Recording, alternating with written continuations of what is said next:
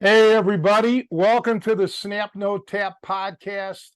You got me and only me today. Joe last minute had to leave town. He had to go out west. I don't know how long. It's going to be probably a couple of weeks or so. And Martin's driving back, the last I heard, from New York. So at the last minute, I didn't want to not have any podcast. So figured I'd make one myself. For those of you who are listening via audio, I don't know if there's going to be a YouTube this week. Although I am filming, I don't have the capabilities of uploading it. I don't have the credentials, the passwords and all of that. To get it on YouTube, I asked Joe before he left town to contact Martin and see if Martin can handle it as far as the uploading. So as of this recording, I don't know if it's going to be a YouTube thing or not. So that may be the case until Joe gets back into town. Nonetheless, since I'm here by myself, through the years, I've trained mostly alone, okay? Almost like Mr. T, I train alone. But I have. And for decades now, I've been getting emails from people who are kind of in the similar boat where they're working out by themselves. And they kind of ask me for advice or maybe motivation, if nothing else. I can tell you strictly my personal opinion here. I've discussed this in the past, but we're going to discuss it again.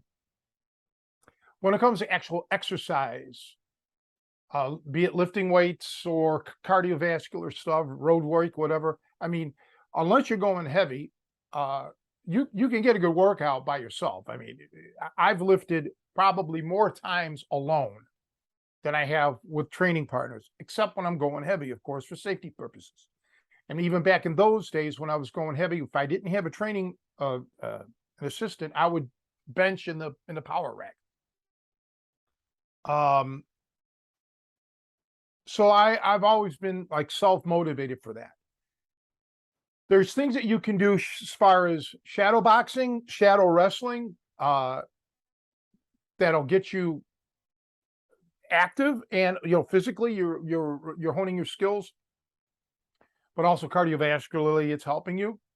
But when it comes to actual training and it doesn't have to necessarily even be a grappling scenario, but if you're, let's say, wanting to practice disarms, right, self-defense scenarios, obviously you have to have somebody. Well, in the cases that you don't, visualization works, man. I have been the biggest advocate of visualizing.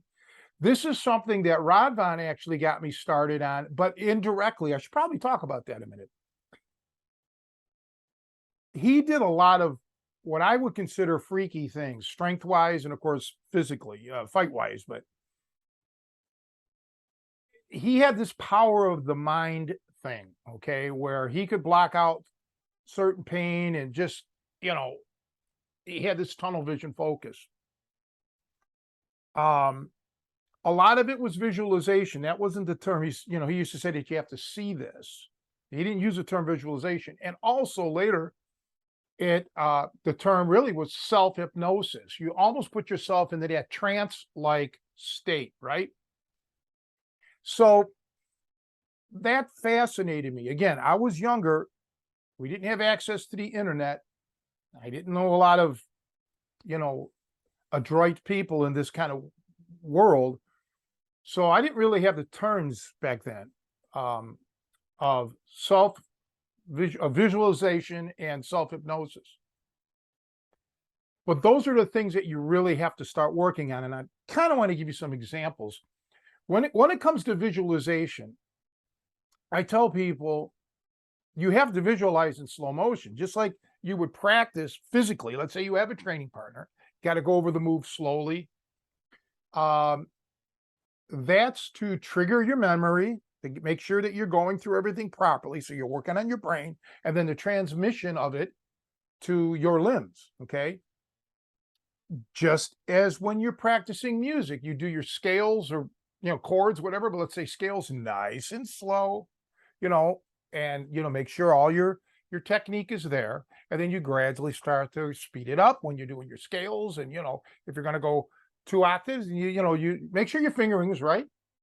So it's the same thing with your visualization. You visualize things slowly, okay? Gradually you're increasing it, because you have to get your mind aware of all of this. Now, I know that they have done studies in the past, going probably back into the 70s, who knows? It never interested me enough because I know it works. So I didn't have to be sold on it. I know firsthand that visualization does work. But the one example that I can recall was basketball free throws. They got 3 separate groups of people: those who actually physically practice doing the free throws, those who visualize doing the free throws, and those who didn't do anything, okay? Didn't practice, didn't visualize. And it was shocking how well the people who visualized did. They almost did as good as those who were literally practicing. And in maybe some cases, they actually did do better. I would, what's the word? I would address, I would think the reason, if that was the case, would probably be because of physical conditioning. Because physically throwing that basketball, after a while, if you're not in shape, your technique starts to break down, which is another subset that we need to get into, probably on another podcast, where you got to know when to stop training for the day. Okay, if you're not in shape, go into a different arena of it. Okay, because let's say you're just so fatigued, you're not going to get anywhere. So the visualization has to start even before you physically want to learn a technique. Start visualizing something that you're already really good at. Okay, forget about martial arts, or forget about sports. It could just be maybe pounding a nail, hammering a nail into a board.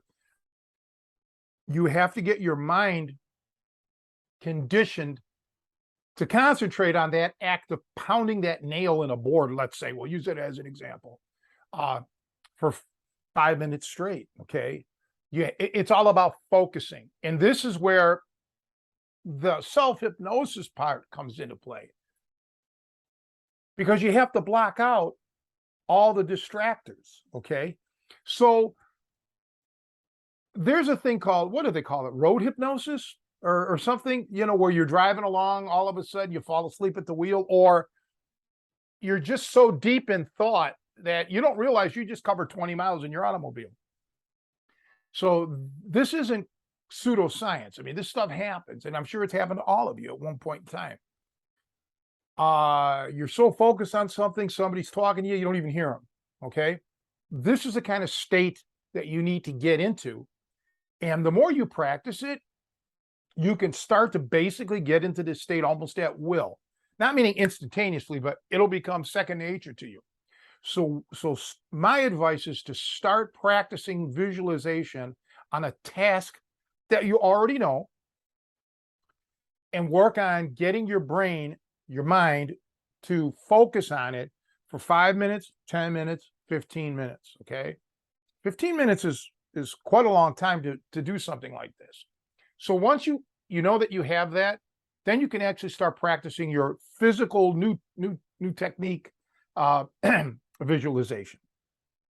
I still to this day go over, in my mind, my major submission holds, arm bars, leg locks, chokes. Okay, and I still visualize them, even though I've done them hundreds of thousands of times, if not more than that, even maybe a million. Who knows? Over the course of 45 years, or however long. Yes, 45 years. And the same thing with punches and keeping my elbows in and my chin down and all of that jazz. Never think that you can easily forget this stuff. Okay, you get rusty. So visualization has always helped me, and you don't need hours on end per day. Once you get the hang of visualizing, let's say you have 10 techniques that you want to visualize over the course of the day. Once you've mastered the art of visualization, man, you could do this in 20 minutes. I mean, you can go a couple of minutes visualizing the scenarios over and over. Okay. Visualize, let's say you want to do the top wrist lock. Visualize maybe shooting in and a guy picking him up, dumping him, go to the side, fake a move to his face, his hands come up, boom, there it is. You go for it. The next day, come up with another scenario, and you can think about the scenarios that you want to visualize throughout the day. Think about something, I wonder if a guy would come at me with a baseball bat, and then map it out in your mind. Before you do the visualization, just even if you're mocking it, okay, here, doing a mock-up. Okay, I put my hands up to block that baseball bat. I leg trip them, and blah blah blah. You just go on. Get the routine already mapped out, and even if you have to write it down, the scenario, the chain of events. And then when you're ready to start visualizing, you already have the outline. You already know the roadmap. So just visualize it slow, quicker, quicker, quicker, quicker, quicker. And believe me, I'm not saying it's going to replace a training partner, but it's better than nothing. It's better than just thinking, okay, well, I got it. No, I'll wait until I find somebody to go to the gym with, because it's not always that easy. Because sometimes your training partner may not want to do what you want to do, right? So you can be patient, as you should. You got to do give and take with your training partner. But for the most part, you have to take it upon yourself, right? Because you have more time than you think. Don't visualize while you're driving an automobile, okay, or operating machinery or something like that. You need to seriously set aside some time, like right here. I'm sitting on the couch. I could visualize. All right, there's nothing to disturb me. I won't be put in any danger if my mind is totally focused on one thing. You have to take this seriously, okay? While you're driving a car, yeah, you can come up with scenarios. You can think of things that, oh, I want to try to do this. Maybe I'll visualize this next time. Or maybe you'll see somebody walking down the street and it'll trigger, oh, I wonder, how would I handle that if that person approached me and whatever.